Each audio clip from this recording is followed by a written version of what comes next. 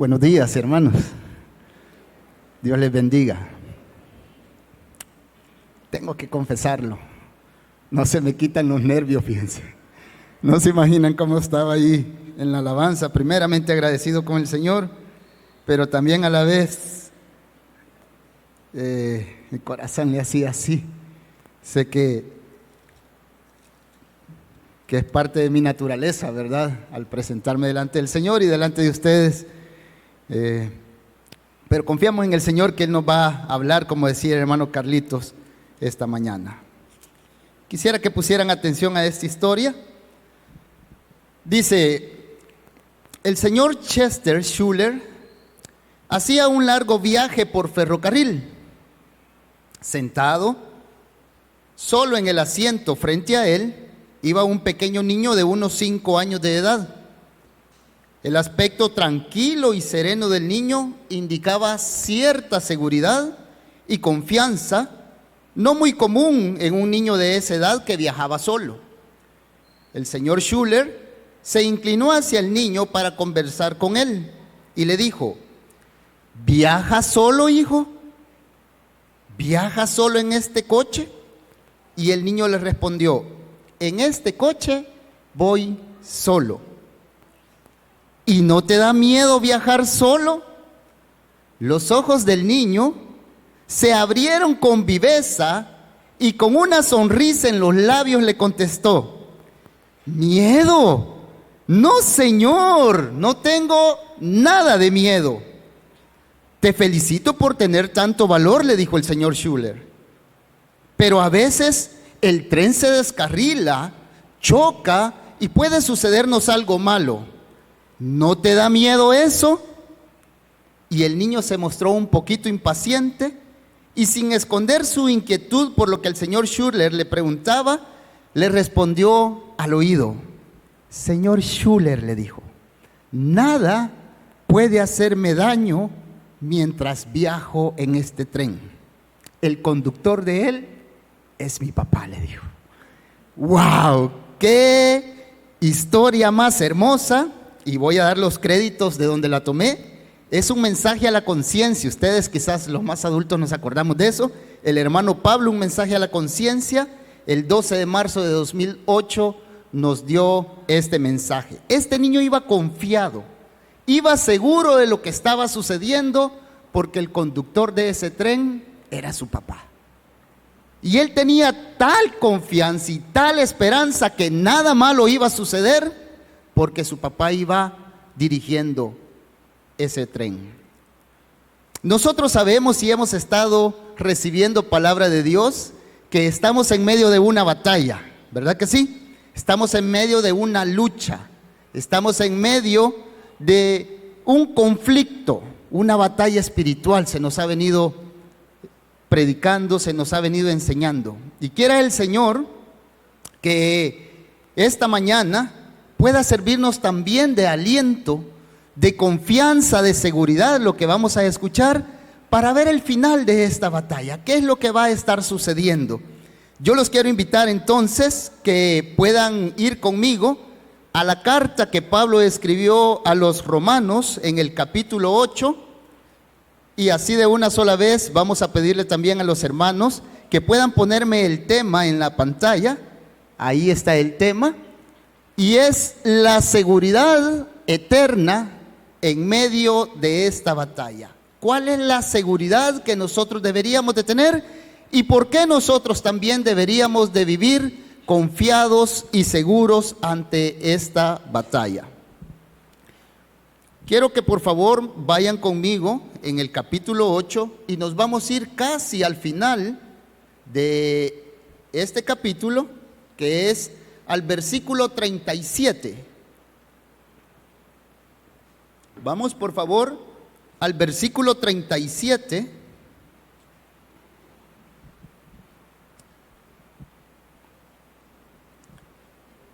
Y leemos juntos la palabra del Señor, que dice así: antes, en todas estas cosas, somos más que vencedores por medio de aquel que nos amó. Por lo cual, estoy seguro de que ni la muerte, ni la vida, ni ángeles, ni principados, ni potestades, ni lo presente, ni lo porvenir, ni lo alto, ni lo profundo, ni ninguna otra cosa creada nos podrá separar del amor de Dios que es en Cristo Jesús, Señor nuestro. Y por eso le hemos denominado o le hemos titulado a este sermón: la seguridad eterna en medio de la batalla que estamos librando. Algunos comentaristas han denominado a este pasaje que hemos leído como la porción más extraordinaria del capítulo más extraordinario, de la carta más extraordinaria, del libro más extraordinario, que es la palabra del Señor. Algunos han considerado que se centra o concentra unas verdades tan, pero tan necesarias para nuestra vida, que lo han llamado el pasaje más extraordinario, del capítulo más extraordinario, del libro más extraordinario, de la carta más extraordinaria, del sagrado libro que nosotros tenemos llamado la Biblia. Y este capítulo, si ustedes se dan cuenta, no lo lean, pero yo se los voy a una paginita atrás. El versículo 1 dice: ahora pues, ninguna condenación hay para los que están en Cristo Jesús, los que no andan conforme a la carne, sino conforme al Espíritu. Leí el versículo 1. Quiere decir que este capítulo 8 inicia con una asombrosa declaración. ¿Cuál es la declaración que nosotros acabamos de leer? Que no hay ninguna condenación para los que están en Cristo. Pero la segunda tapa o la tapa del sándwich que nosotros podemos ver en este capítulo es lo que acabamos de leer. Y la otra declaración preciosa que dice es que no existe nada ni nadie que nos pueda separar de ese amor de Cristo. Por un lado vemos que no hay condenación y por el otro lado vemos que no hay forma de separarnos del Señor. Hay dos verdades preciosas y en medio del capítulo también podemos ver otras verdades que el Señor nos ha ido enseñando a través de sus sagradas escrituras. ¿Qué podemos decir entonces? Que nosotros como creyentes podemos tener seguridad de la salvación que Cristo mismo nos ha ofrecido. Y nosotros muchas veces, y me pongo en primer lugar, hemos dudado quizás que ¿será que esto me perdona el Señor? ¿Será que Dios ya me desechó por esto que yo he hecho? ¿Será que Dios en realidad tiene tanta paciencia conmigo para seguir lidiando conmigo? Aún a pesar de estas cosas que yo he dicho, aún a pesar de estas cosas que yo he hecho, ¿será que Dios me puede perdonar? ¿Será que yo puedo seguir de la mano con Dios? Si usted cree a la verdad bíblica, esta mañana usted va a salir totalmente seguro de que nada ni nadie lo va a separar de ese amor del Señor. Y usted va a vivir confiado y seguro durante todo este peregrinaje, sabiendo que Dios nos ama de tal manera que nos ha concedido esta preciosa promesa. Esta verdad que estamos hablando nos dice que ningún cristiano, y aquí voy a hacer hasta una pausa, ningún cristiano verdadero se va a perder, hermanos. Ningún cristiano verdadero va a ser arrebatado de las manos del Señor. Ninguno. Su palabra lo dice. Y yo le creo a la palabra del Señor, porque es Dios mismo hablando a nosotros. Pero este tipo de enseñanzas o de pasajes, muchas veces algunas personas la han malinterpretado. Y quizás aún hasta hemos sido atacados. Y digo hemos sido atacados no solamente nosotros como congregación, sino que toda la iglesia que tiene una doctrina reformada ha sido atacada. ¿Y por qué ha sido atacada? Porque muchas veces se cree que este tipo de doctrina lo que se le está dando al cristiano es una libertad para pecar. Si usted dice, nadie me va a apartar del amor del Señor, o sea que haga lo que haga, no me va a suceder nada. Y vamos a ver entonces una perspectiva incorrecta de ver este pasaje. Es el primer punto que nosotros vamos a ver. Una perspectiva incorrecta que nosotros podemos tener de este pasaje. El hecho de que nadie se va a perder de su mano es algo que Dios ve ya como algo consumado. O sea, Dios ya está viendo hacia el futuro lo que va a suceder. Algo así como decir un spoiler, ¿verdad? Usted en una película, cuando usted ya la ha visto, usted ya sabe cuál es el final. Es que el final es que Mario Bros rescata a la princesa, por decir algo, ¿verdad? Entonces usted ya sabe qué es lo que va a suceder. De la misma forma, obviamente que con algo más real y más sagrado, Dios así también nos ve a nosotros. Nos ve como una obra terminada. ¿El qué? El hermano Carlos, una obra terminada. Si yo lo veo que se enoja, yo lo veo que tiene malos pensamientos, yo lo veo que actúa impulsivamente, yo lo veo que actúa con autoritarismo, podría decir alguien, pero el Señor ya me ve como una obra consumada, hermano. Así lo está viendo el Señor también a usted y también así me está viendo a mí. ¿No le da eso esperanza y ánimo a seguir? Que ya el Señor le está trazando como Él lo ve hasta el final. Pero muchos hermanos, como les digo, consideran que esta es una vía libre para pecar. Regresen por favor allí donde estábamos leyendo, pero vámonos al versículo 29 y 30. Miren lo que nos dice el Señor en estos versículos 29 y 30. Así es como el Señor nos ve, hermanos.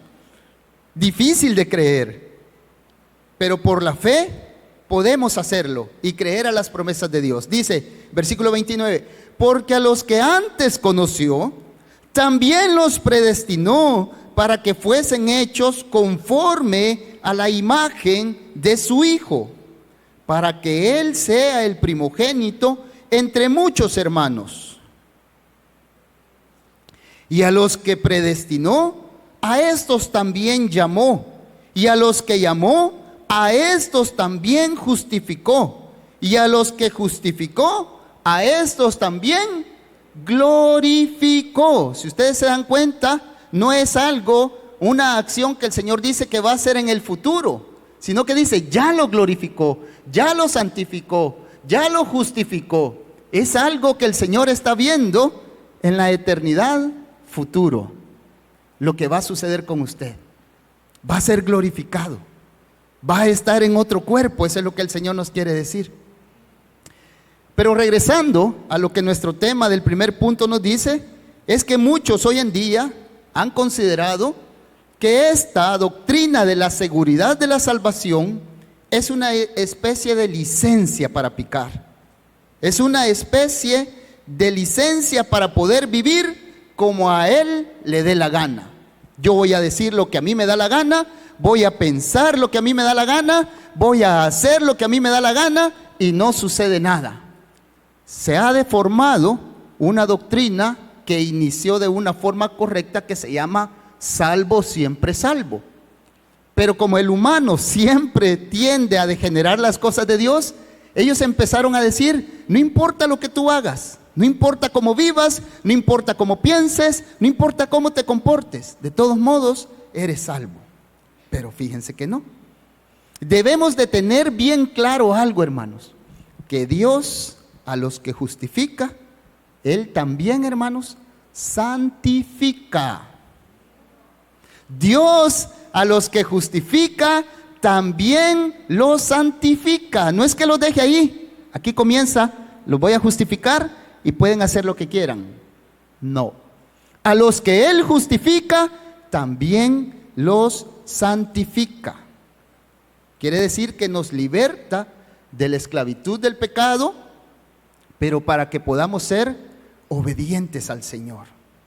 Y que de esa forma cada uno de nosotros podamos ir siendo transformados a la imagen y a la semejanza de nuestro Señor Jesucristo.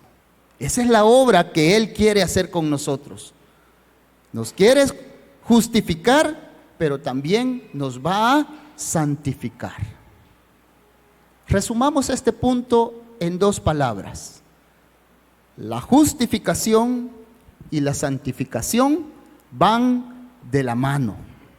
No van aparte, no van separadas. La justificación y la santificación, hermanos, van de la mano. Si alguien no está siendo santificado, no ha sido justificado. Si alguien no está siendo santificado, separado del pecado, no ha sido justificado. ¿Lo digo yo? No. Lo dicen las Sagradas Escrituras.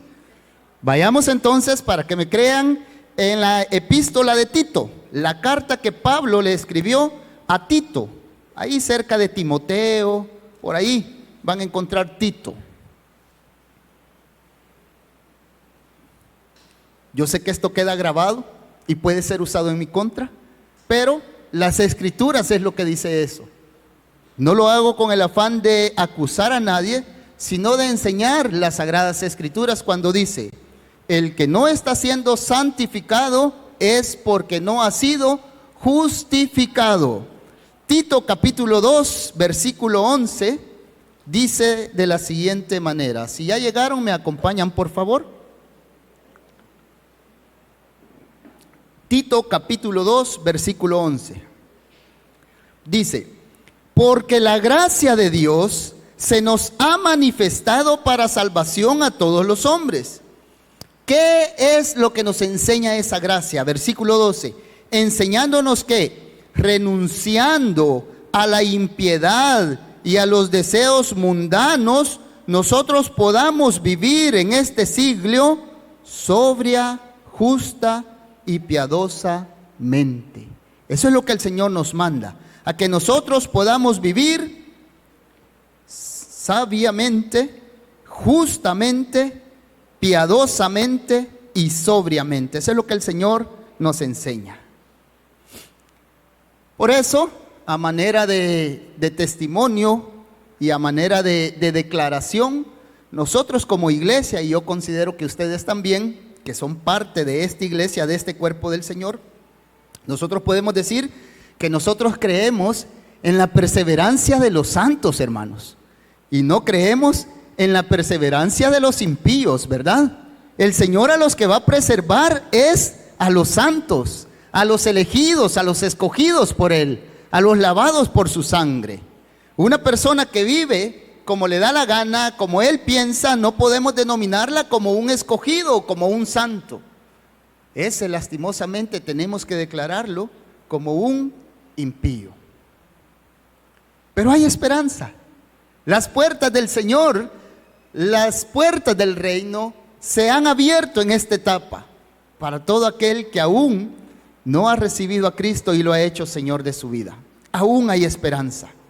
A esa persona que Dios lo ve como impío, el reino de los cielos, dicen los evangelios, se ha acercado. Y ahorita, en estos momentos, Dios mismo le está permitiendo quizás oír a alguna persona este mensaje para que él escuche las verdades de salvación que Él nos da. Y también nosotros sabemos que en todo el Nuevo Testamento la palabra nos advierte acerca de estas personas y que nosotros las podamos identificar.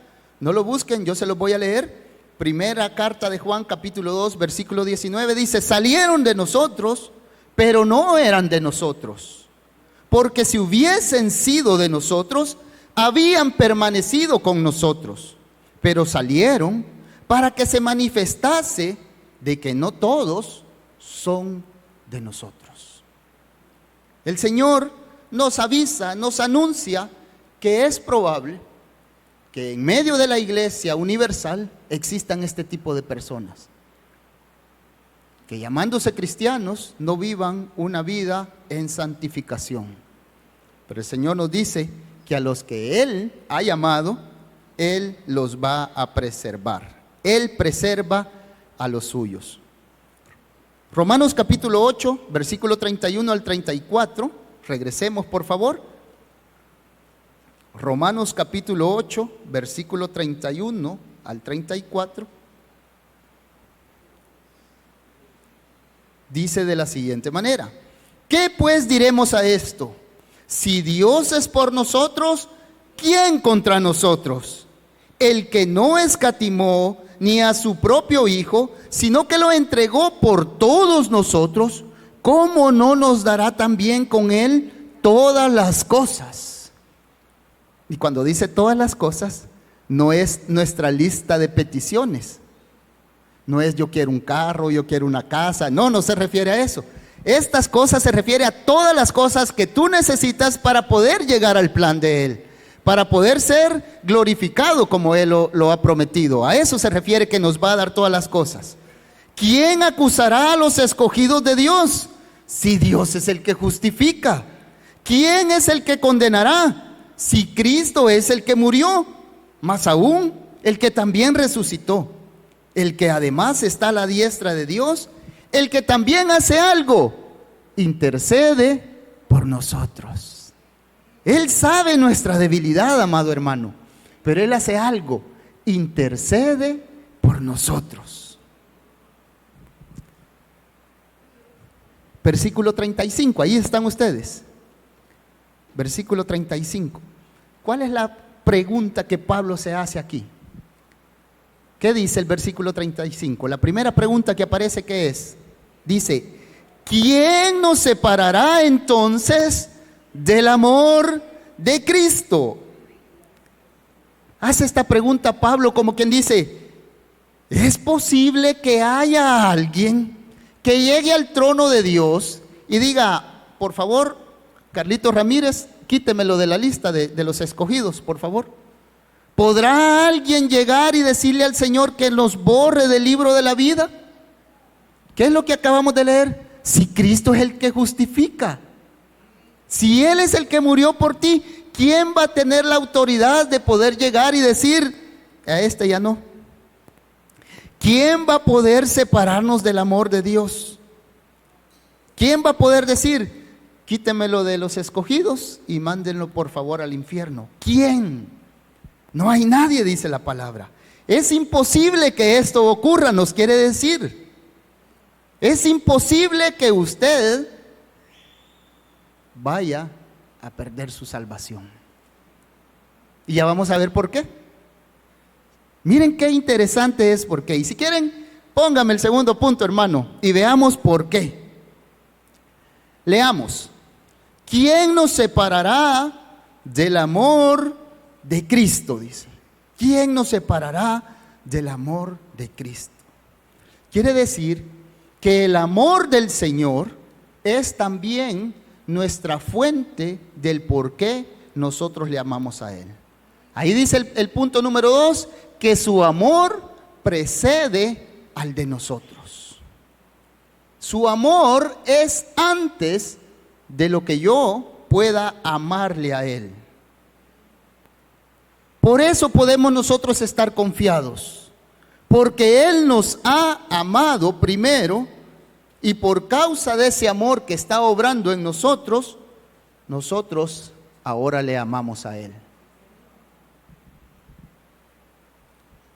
La pregunta aquí en este versículo no es ¿quién nos separará del amor que nosotros le tenemos a Cristo?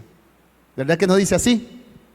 Dice, ¿quién nos separará del amor de Cristo? Se refiere, ¿quién nos separará de ese amor que Dios tiene por nosotros?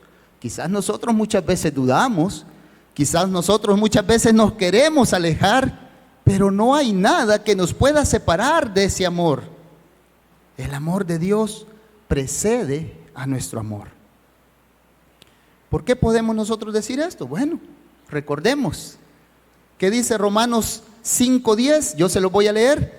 Porque si siendo enemigos fuimos reconciliados con Dios por la muerte de su Hijo, mucho más, estando reconciliados, seremos salvos por su vida. Mucho más, si nosotros no teníamos ni una pizca de deseo de buscar a Dios y Él nos buscó, con mucha más razón, nosotros dice seremos salvos por su vida. No depende de usted, amado hermano, y gracias a Dios por eso. depende del mismo Dios. Juan capítulo 15, versículo 16, por ahí, gracias hermano Dani por ayudarnos. Juan capítulo 15, versículo 16 dice: no me elegisteis vosotros a mí, sino que yo os elegí a vosotros. Padre, gracias. Gracias, Señor. Y os he puesto para que vayáis y llevéis fruto, y vuestro fruto va a permanecer, para que todo lo que pidiereis al Padre en mi nombre, Él os lo dé. No somos nosotros los que hemos elegido al Señor. El amor de Él precede al amor que nosotros podamos tener a Él. Esa es nuestra confianza y nuestra fortaleza, nuestra seguridad, que Cristo nos ama, amados hermanos. Nos ama. ¿Lo cree usted? Cristo nos ama. Nadie más lo puede amar como Él lo ama a usted. Nadie. Nadie. En esto consiste el amor, dice Primera de Juan capítulo 4 versículo 10. En esto consiste el amor, no que en nosotros hayamos amado a Dios, sino que Él nos amó y envió a su Hijo para que fuera ofrecido como sacrificio por el perdón de nuestros pecados. En esto consiste. Esa es la seguridad que usted puede tener. ¿Quién nos separará del amor de Dios? Él lo ama incondicionalmente. El amor entonces no consiste en que nosotros hayamos amado a Dios, sino que Él nos amó primero. Y esto es lo sorprendente de su amor, hermanos.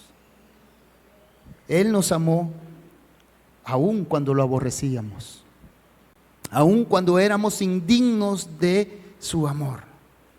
Él nos amó.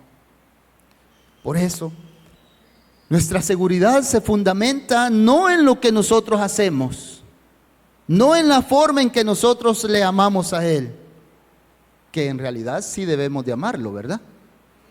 O sea, en gratitud por lo que Él hizo, nosotros tenemos que amarlo o deberíamos amarlo.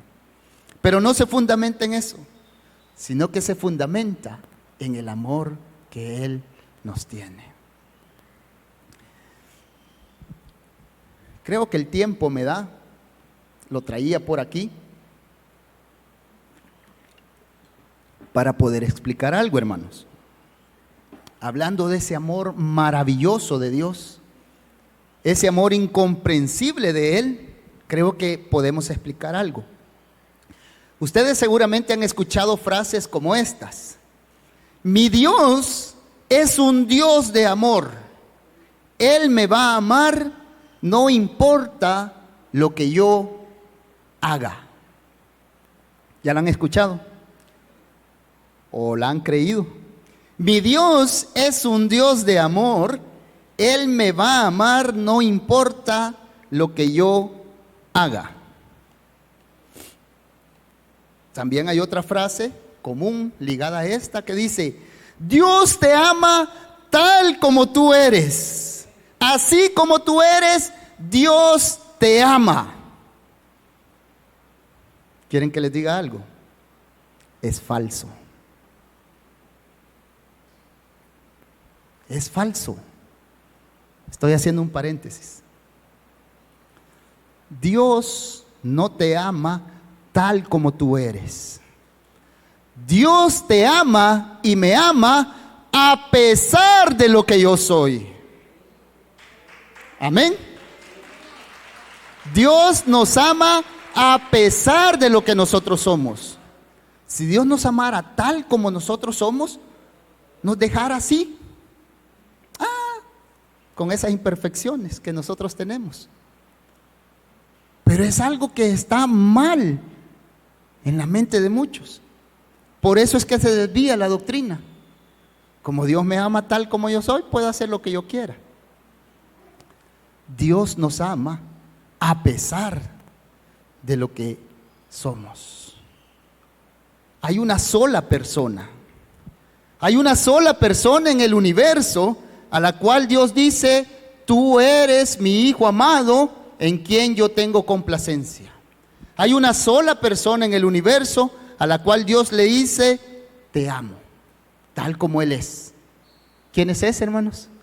Su Hijo Jesucristo. A Él sí lo ama tal como es. Dios nos ama a nosotros a pesar de lo que somos. Aún más agradecidos deberíamos de estar por eso. Por eso, este punto lo vamos a terminar con algo que dice John Stott. John Stott dice lo siguiente: nuestra confianza no está puesta en nuestro amor por Él, ese amor que es débil, inestable y vacío, sino que nuestra confianza está puesta en su amor por cada uno de nosotros, que es inalterable, fiel y perseverante.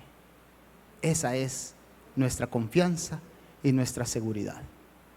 No en el amor que nosotros tenemos, sino en el amor que Él tiene para nosotros. Amén, hermanos. Amén.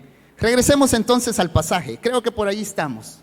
Romanos capítulo 8, versículo 35 y 39. Vamos a ir entonces al tercer punto. Queremos ver este tercer punto. Podemos estar seguros en Él, primeramente, porque sabemos y tenemos claro cuál es la perseverancia de los santos. Podemos estar seguros y confiados en Él, porque también nosotros sabemos que su amor precede al amor de nosotros.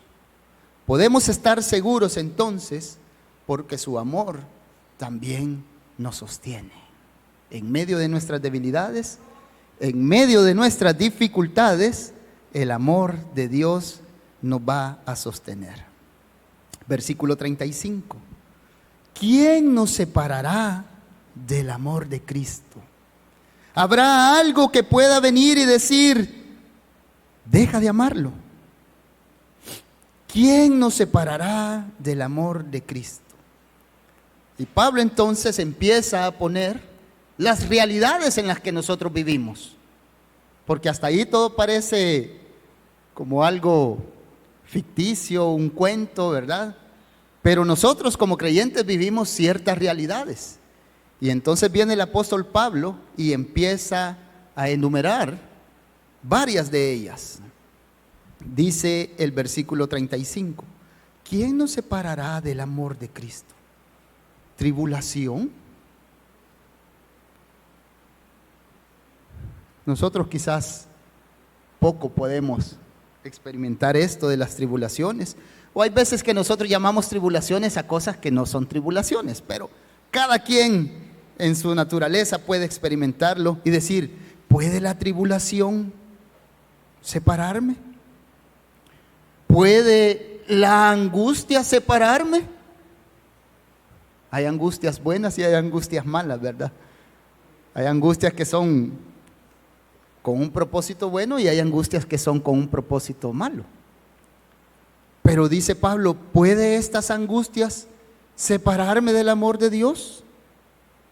¿Qué más? Persecución.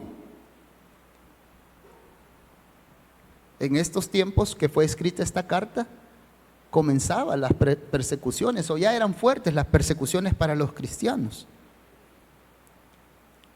Nosotros no hemos experimentado persecución, tal vez rechazo de algún jefe, de algún familiar, pero así persecución, no, ¿verdad? Algunos entendidos de la Biblia dicen que está más cerca la persecución en estos tiempos que hace unos 10, 20 años. No sabemos si nosotros la vamos a vivir o si nuestros hijos, nuestros nietos, etcétera. Pero Pablo dice, ¿persecución? ¿O hambre? o hambre, o desnudez, o peligro, o aún espada. Noten que Pablo va gradualmente avanzando a lo que el hombre más va necesitando o estimando, y llega hasta el punto de decir espada, o sea, la muerte. ¿Podrá eso separarnos del amor de Dios?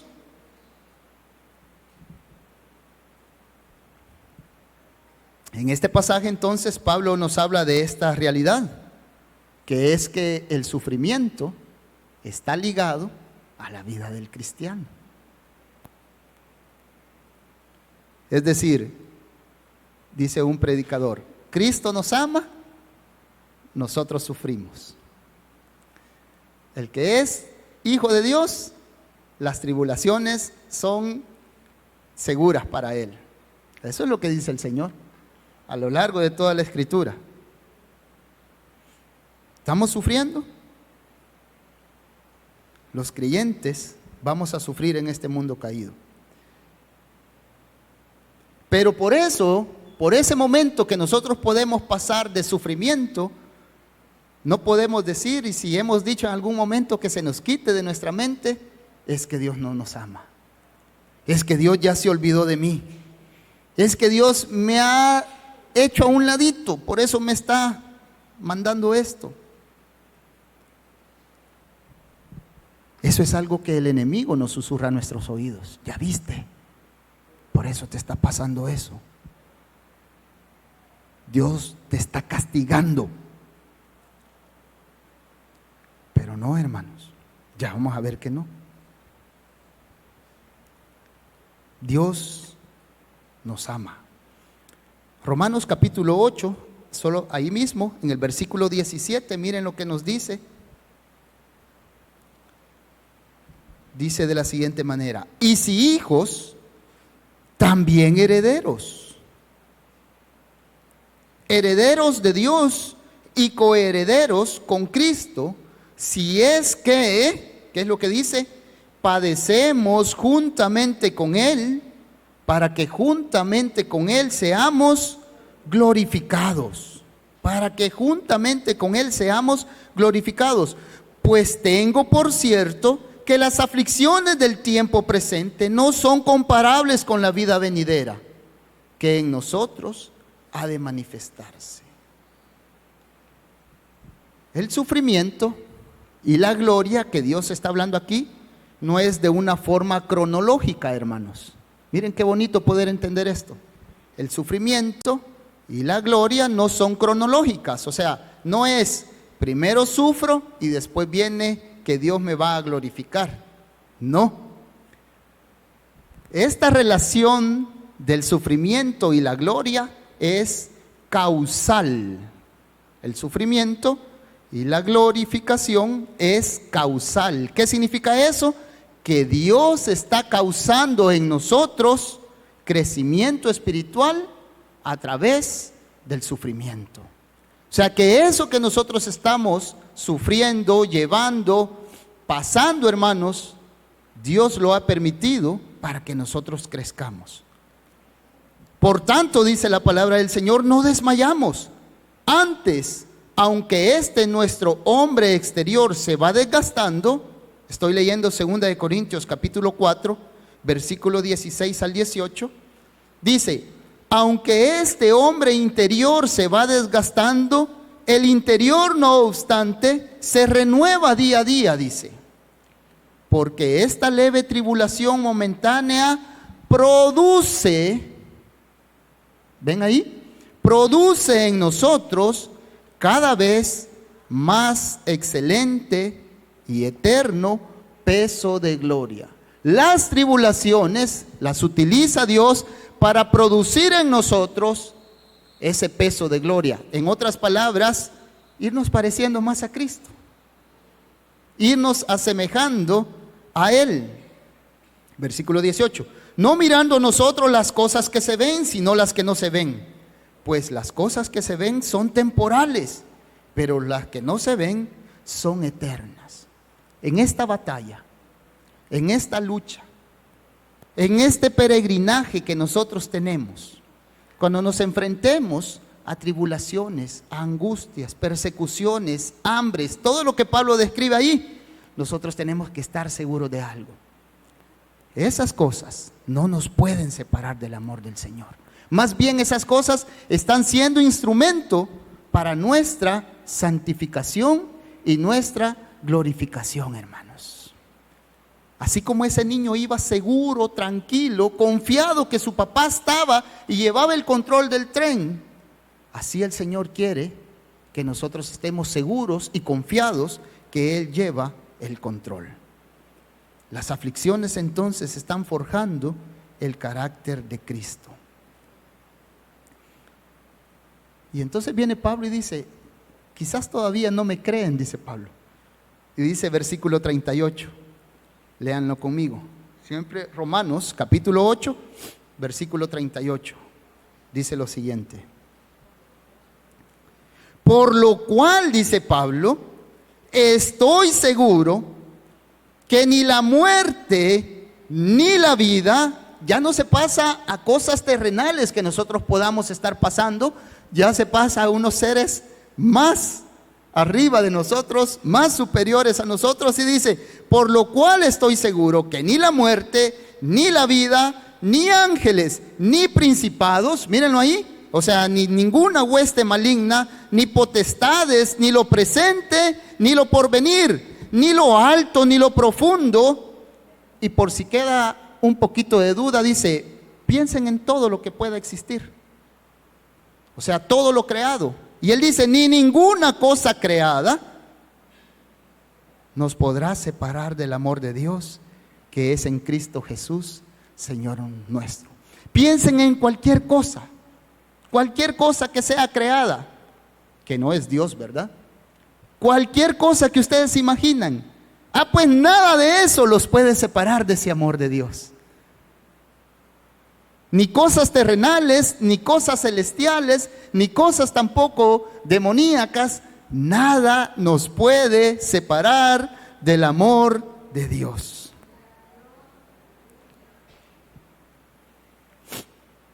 Nada, hermanos, del amor de Dios.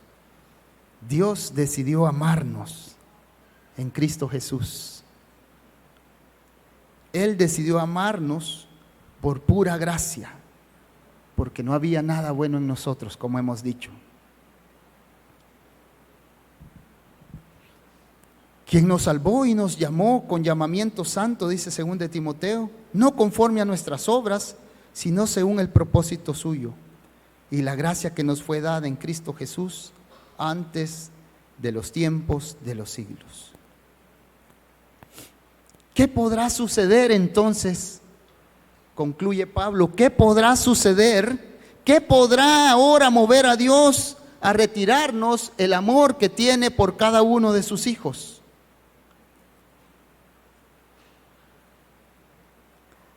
¿Han oído ustedes en películas, en novelas? Espero que no vean novelas, pero han oído en series, vamos a decir, o quizás en la vida real. ¿Y qué pasó? Que con su esposo, con su esposa, fíjense que se me terminó el amor por él. Ya no tengo amor por él o por ella. ¿Y qué? ¿Cómo fue eso? Y hay algunos que hasta dicen, de repente me levanté y me le quedé viendo y ya no sentía nada por él. ¿Creen ustedes que el Señor puede hacer lo mismo? De repente en la mañana y ver, esta hermana Chiqui quizás ya no la voy a amar, va a decir el Señor. Se me terminó el amor por la hermana Chiqui, va a decir el Señor. ¿Podrá el Señor actuar así? ¿Verdad que no, hermanos? El Señor es fiel a sus promesas. La vida que nosotros tenemos es vida eterna. Es la misma vida de Cristo a la que nosotros estamos ligados. Es esa misma vida a la que nosotros estamos pegados, hermanos. Es que esta Normita ayer se portó mal. Ya no te quiero, Normita. No puede el Señor. Su amor es una ancla segura para nosotros. El amor de Cristo no es una píldora, dice el pastor Sujed Michelén. No es una píldora que nosotros nos tomamos. O esa nueva vida no es un carnet que te dan y tú lo portás y de repente te lo quitas. Es que estás ligado, pegado, unido completamente a Cristo. Esa es la vida que usted ha recibido. No es un carnet que de repente se lo quita y dice, ok, sino que lo ha hecho uno con Cristo. Señor, misericordia, gracias. Gracias, Señor. No es una píldora, no es un nombre, no es un carnet que nosotros tenemos. Es la misma vida de Cristo viviendo en nosotros. Acompáñeme a uno de los últimos versículos, por favor. Primera carta de Juan, ya antes de Apocalipsis. Primera carta de Juan.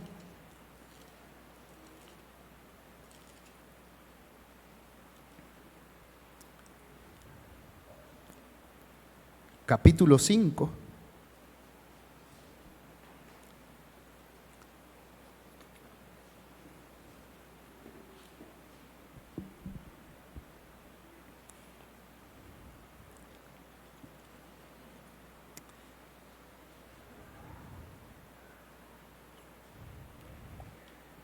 ¿Cómo se siente, hermano? Viendo ese peregrinaje que le falta todavía que llevar. ¿Se siente como ese niño? ¿Seguro? ¿Confiado? Mis ovejas oyen mi voz. San Juan capítulo 10. Y yo les doy vida. Y nadie las arrebatará de mi mano, dice el Señor. Nadie, nadie las va a arrebatar de su mano. Primera de Juan capítulo 5 versículo 11. Y este es el testimonio que Dios nos ha dado. Ya nos dio vida eterna. Y esta vida está en su Hijo. El que tiene al Hijo tiene la vida. El que no tiene al Hijo de Dios no tiene la vida. Pregunto y contéstese usted solo. ¿Tiene al Hijo usted? ¿Qué dice el Señor entonces? ¿Qué tiene usted por tener al Hijo? Vida eterna, amado hermano. Vida eterna nos ha dado el Señor. Por eso, si usted es de Cristo, puede estar seguro que usted va a permanecer unido a Él. Unido a Él para siempre. Porque el amor de Cristo es esa ancla que nos mantiene en medio de la tempestad. No es por nuestra capacidad de poder perseverar, hermanos. No, no tenemos capacidad nosotros mismos para perseverar. Más bien es porque el que lo prometió nos puede preservar. Amén. Démosle un aplauso al Señor entonces. Hermanos músicos, si nos acompañan.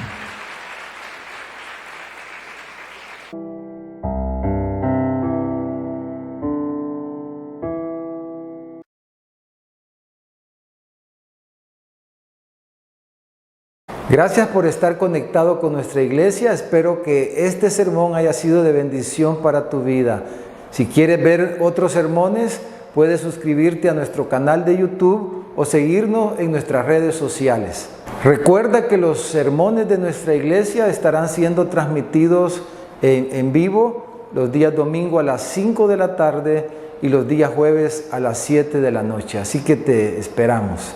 Si tú no has entregado tu vida a Jesucristo, si no has creído el Evangelio de nuestro Señor, te invito a que puedas orar, hablar con Dios y pedirle que venga a tu corazón.